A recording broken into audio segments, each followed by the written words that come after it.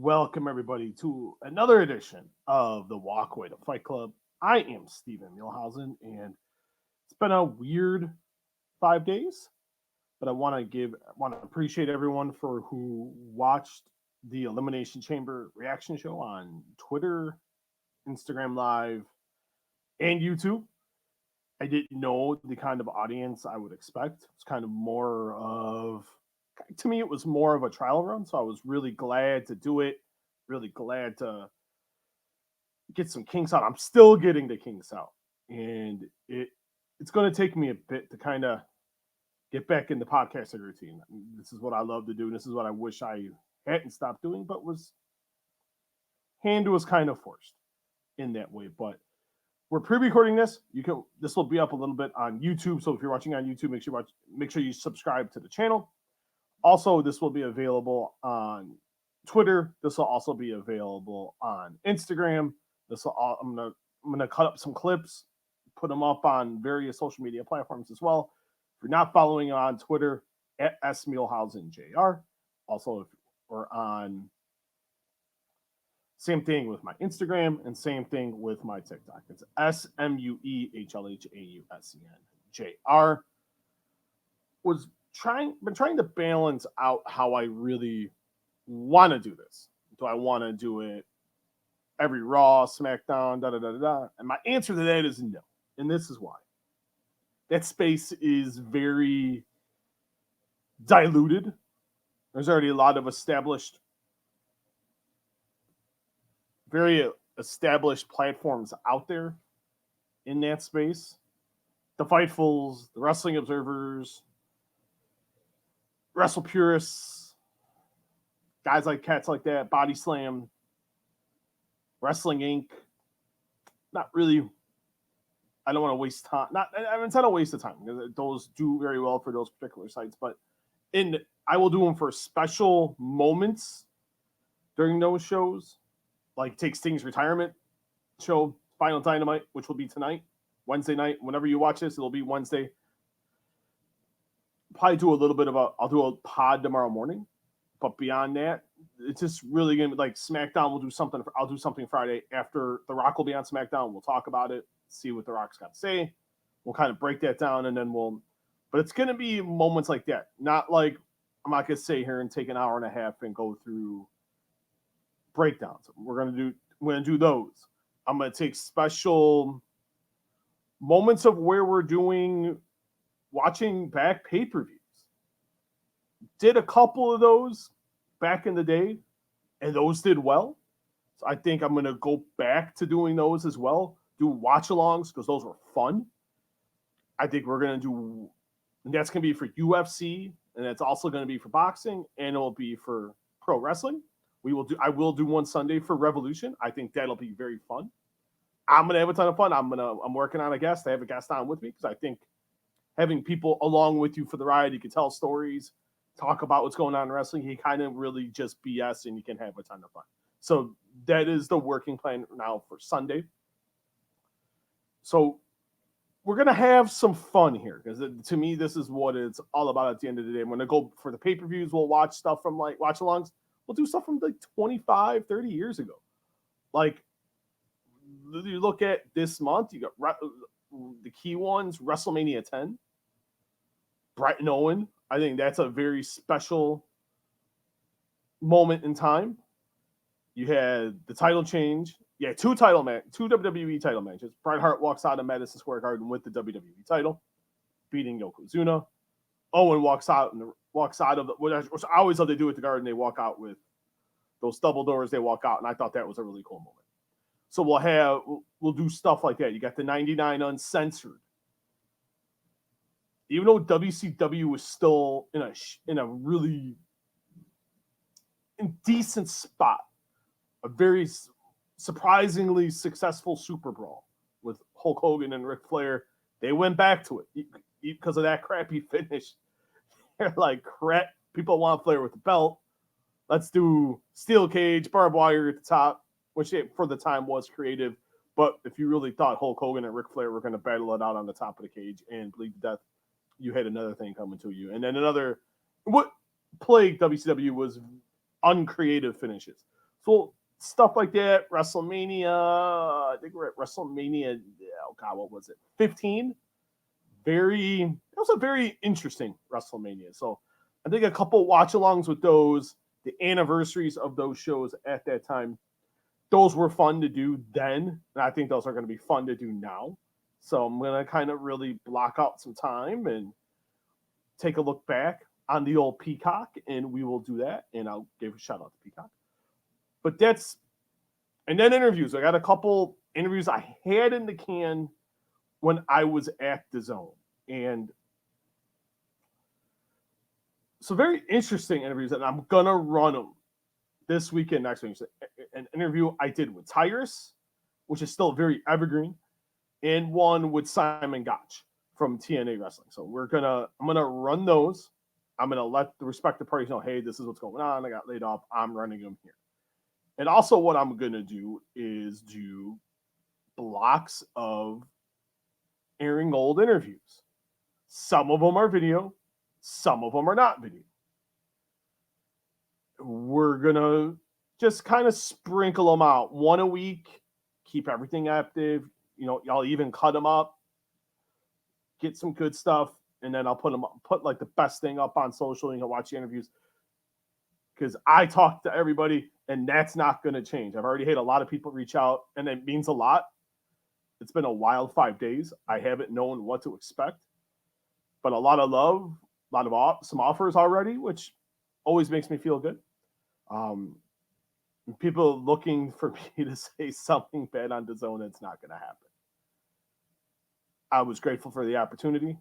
It was a long 10 years at Sporting News / DAZN. Almost 10 years. Almost 9.5. So I'm always grateful for the journey. I'm always grateful for the time. And I got to do a lot of things and talk to a lot of people that I thought was awesome. And I look back on that time fondly. I always have, always will. But like I said it on Twitter, said it to people in the industry that have been reaching out. I want to have fun. If you approach me with stuff that's fun, let's do it. Let's freaking go. If it's not fun, I will let you know I am not interested. But if we want to have fun, I'm down for fun. But what we're talking about right now is going to be not fun.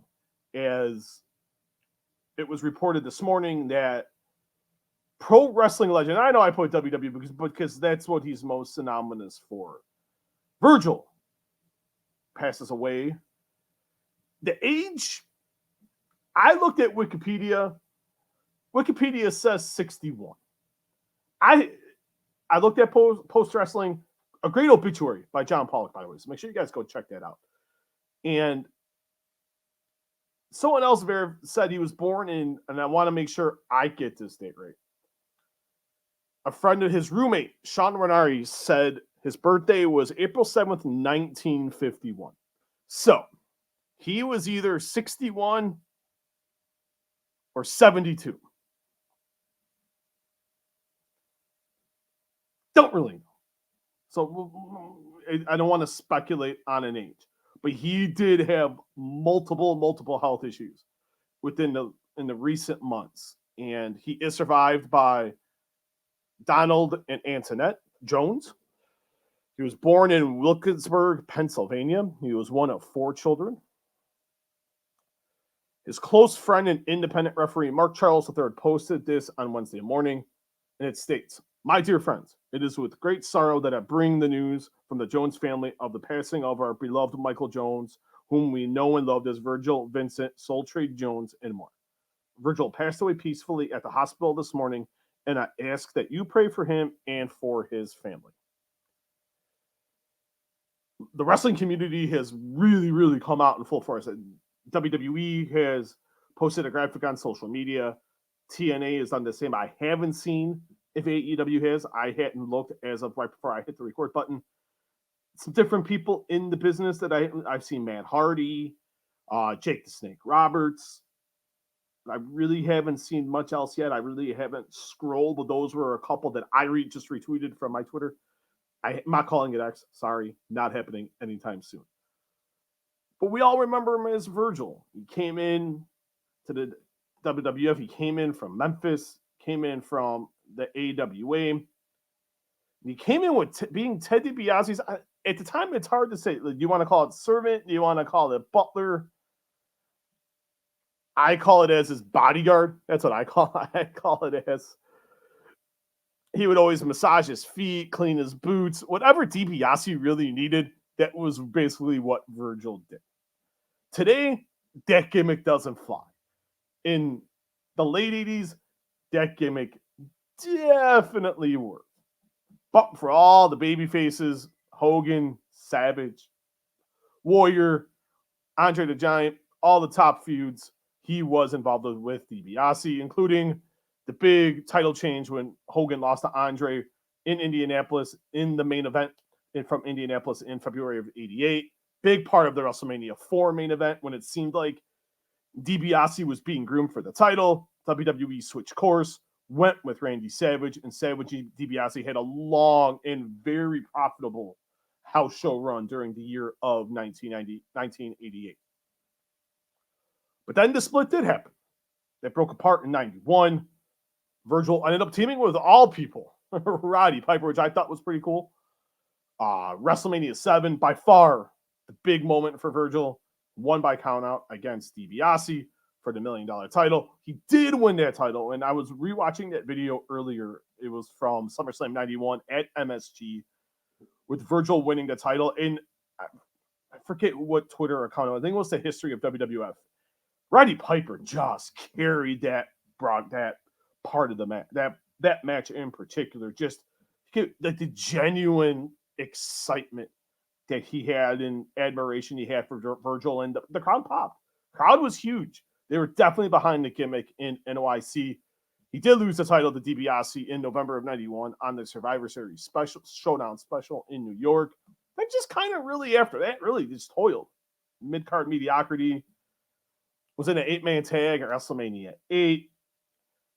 Then his really last big match in WWE was, I remember this because I remember watching it with my cousins when he faced Bret Hart, when Hart had just won the WWE title, and an addition of superstars in Terre Haute, Indiana. Then he just left WWE, and then in 96, debuted in the NWO, and he was named Vincent. And before we go further, it was just kind of really a spoof on Vince McMahon. Just like the same reason he was called Virgil. It was after Dusty Rhodes. And, and I should just say now, favorite moments. These are definitely some of my favorites right here. Like the moment at SummerSlam with DiBiase. I always remember the debut of the NWO because he came out. And like it took a long time, and it's like, where's Vincent? Where is he at? Vince, where are you? Comes out to a pretty good pop in 96. It's when the NWO, it was DiBiase, Giant, Hogan, Hall, Nash. Bischoff wasn't a part of the crew yet, and here he came strolling out, strutting his stuff, and there was Virgil. Kind of loud pop. Crowd was chanting Virgil. So it's just kind of, more of taking the characters. He really didn't do nothing. It was just kind of more because it was someone Hogan liked, someone Hogan felt. It was that whole thing with Hogan, and Eric Bischoff has said this on his 83 Weeks podcast. Wanted to make Hogan comfortable with people Hogan knew and he wanted to associate with. He was one of those guys. And you got to really, he didn't do nothing memorable in WCW. It wasn't like he had this historic run. He won the world title, won a TV title. He didn't wrestle for world titles. He was the NWO lackey, but he had a job. And I can never, ever begrudge a talent for having a job. If you are getting paid, regardless of what you're doing, who am I to say, screw you, man? But some stuff, we'll go over a couple of things here. Like in 99, he faced for the battle of the NWO Black and White. And I remember that because when the NWO went to Wolfpack, Black and White, who was the leader? Was it Stevie Ray? Was it Vincent? And Hogan's like really kind of just like, I don't really care. I want to see you guys just bicker and knock it off. So he had a couple things with Stevie Ray. Stevie Ray won both times. And then what I really liked, once he broke out of that, and I forgot about this, and I watched a couple clips really quick on YouTube. He was Curly Bill in the West Texas Rednecks with Kurt Hennig, Bobby Duncombe Jr., and the Wyndham brothers. Just absolutely wonderful. Final character in WCW was Mr. Jones, as he was aligned with Ernest Miller. His final match was on April 8th of 2000, right before the relaunch of the company under Vince Russo and Eric Bischoff. He did make a very, very, very brief return to WWE in 2010 with Ted DiBiase Jr. But then DiBiase ditched him, went with Maurice, and he even wrestled on a Raw that following June with DiBiase against The Big Show and guest host Mark Feinstein. But then it was just, then from what I heard and what I would, talking to different people in the business, what he really did after that was just on the indies, selling 8x10s, living off the name, which, hey, you got a name. You were Virgil. You were big in that heyday, in that era, big in the Attitude Era. You had a good run with the NWO. And it was just really, he was a hustler. And you can't begrudge it. That's what wrestlers are. When you get to that point, when you're in the indie circuit, you can't really compete in the ring anymore. That's what you really do. Did a couple little things in AEW with Chris Jericho and Inner Circle. I thought they were pretty funny. Did some stuff with GCW in their spring break events, preparing at their first 3 events. And then his really last notable thing he did in the business was being a part of Matt Cardona's entrance at the World on the GCW pay-per-view from the Hammerstein Ballroom. That was really his last big significant contribution to the business. 2022, that's when his health really started declining, and it was like, remember he had some GoFundMes. I remember Jericho donated a lot of money for him. He suffered 2 strokes. He was dealing with dementia. So just a really, one of the good ones in the business. You could say, yeah, well, look at his runs. Look at, he was mocked. He was given the real name of Dusty Rhodes, and then he was mocked. He did like a mock thing of Vince McMahon. Sure, you want to say that? Whatever. I get it. But should that be his lasting legacy? Because of names he was given by Vince McMahon and names he was given by Eric Bischoff? No. He still worked very hard. Better in-ring talent than he was given credit for, I really felt like. But his lasting legacy will be, unfortunately, like it or not, Virgil's lasting legacy will be the bodyguard for the $1 Million Man, Ted DiBiase. Will be known as, like an inside dig at Dusty Rhodes, an inside dig at Vince McMahon. It's unfortunate. That sucks. But you look at the love he's getting today, and I think that's awesome. That shows he made a significant contribution to the business. I really, really think he did. And my heart goes out to his friends, his family, everyone in wrestling. You always feel it's like a kinship in wrestling when someone passes away. It is sad, because that's my childhood. I grew up, started watching in 86, 87. It was right when I was a youngster and really getting into the business and watching it for what it was. And, I've been watching almost 40 years. I'm watching since I was a little guy and getting my kids to watch, whether it's AEW or WWE, TNA, New Japan. You always feel like, hey, he was a part of me. That's how I feel. Maybe I'm totally wrong.